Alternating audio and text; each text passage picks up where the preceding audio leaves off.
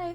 I'd like to share how I designed my classroom procedures with all my students in mind, specifically focusing on their social emotional learning and culturally responsive management. One of the most important aspects of creating an effective classroom procedure is ensuring there is no room for misunderstanding. This is why I created clear and brief directions that are easy to follow. I make sure that each procedure includes simple step-by-step instructions on how tasks should be completed. Whether it's sharpening pencils, walking in the hallway, catching up after an absent, or managing classroom jobs. When procedures are clear, they facilitate student actions like moving around the classroom efficiently, engaging in learning opportunities, and communicating with peers and families. I strongly believe that procedures exist to make students feel welcomed and give them a sense of belonging the moment they walk through the door. I want students to know that this is not my classroom, but our classroom as a whole. From the start of the day, each student knows what they should be doing, whether it's unpacking their backpack or checking the job chart.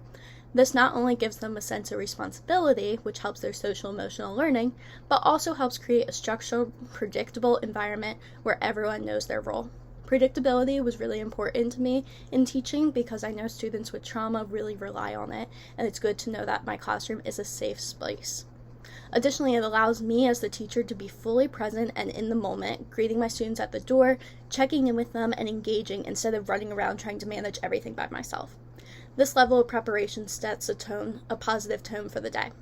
When designing these routines, social emotional learning is at its core.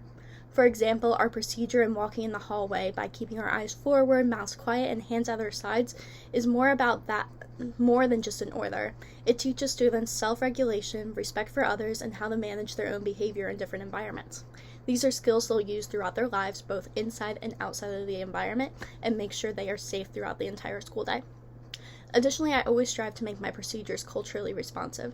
This means recognizing and celebrating the diversity in my classroom and making sure each student feels seen, heard, and valued.